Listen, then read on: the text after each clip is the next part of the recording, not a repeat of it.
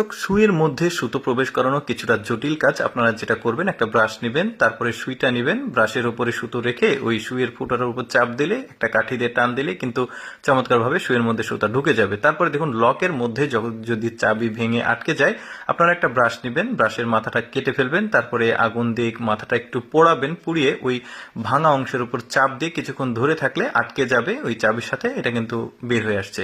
এরপরে দেখুন, এরা একটা বুদ্ধি করেছে, সেটা হচ্ছে কমলার জুস বানানোর জন্য। দেখতে পাচ্ছেন বাচ্চারা কিন্তু কমলার জুস পছন্দ করে, আপনারা ঠিক এইভাবে বাঁশ দিয়ে বানিয়ে কিন্তু কমলার জুস খেতে পারবেন। এরপরে দেখুন, সিগারেটের ছাই একটা ওই টিস্যু পেপারের মধ্যে নিয়েছে, তারপরে ঘষা দিলে এটাতে আগুন জ্বলছে। ব্যাপারটা আপনারা অতটা সিরিয়াসলি নেবেন না, কারণ এর ভেতরে লাল একটা কিছু ছিল যেটা আমি বুঝতে পারিনি। আপনারা বুঝতে পারলে কমেন্ট করে জানাবেন। দেখুন, এটা আগুন জ্বলে গেছে। এরপরে দেখুন, চাবির কপি রাখা কিন্তু ভালো। কোনো কারণে চাবি যদি হারিয়ে যায়, এরকম একটা মোমবাতি নিয়ে কালি করে নেবেন চাবিটা, তারপরে একটা টেপের উপরে চাপ দিয়ে ধরবেন, এই যে একটা ছাপ তৈরি হলো। এবার একটা প্লাস্টিকের উপর দিয়ে আপনারা ওই স্ট্রাকচার অনুযায়ী কেটে রাখবেন। দেখতে পাচ্ছেন এখন কিন্তু লকটা খুলে গেল।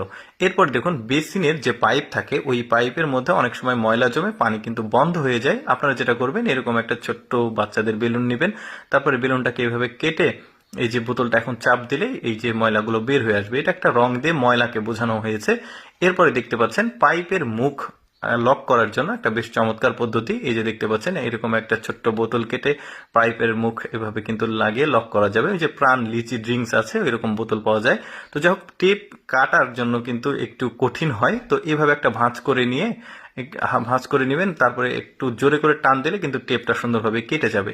এরপর দেখুন, মোবাইলের নিচে ওই যে সাউন্ড ক্যান্সেলেশন যে মাইকগুলো থাকে, এগুলোতে ময়লা জমে। তো আপনারা যেটা করবেন, একটা চুইংগাম নিয়ে চিবিয়ে ওইটার উপর চাপ দিয়ে ধরে থাকবেন। এখন ওই ফুটোর মধ্যে যে ময়লাগুলো থাকবে, এটা কিন্তু চমৎকারভাবে বের হয়ে আসবে। আরও কিছু টেকনিক দেখাবো, আপনারা পুরোপুরি ভিডিওটা দেখতে থাকুন। যেমন এইটা কিন্তু আবার ইলেকট্রিশিয়ান যারা আছে, কারেন্টের কাজ করে, তাদের জন্য দরকার হবে।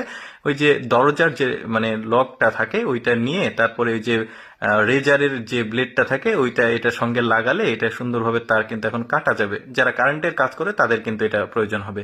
তারপরে দেখুন, চমৎকার একটা চেয়ার বানিয়েছে, কিছুই না, জাস্ট বাঁশকে মুয়ের মতো করে একটা সুন্দরভাবে স্ট্রাকচার করেছে। তারপরে দেখুন, বস্তা দিয়েছে, এখন কিন্তু এটাকে বসা যাবে। বেশ চমৎকার বুদ্ধি।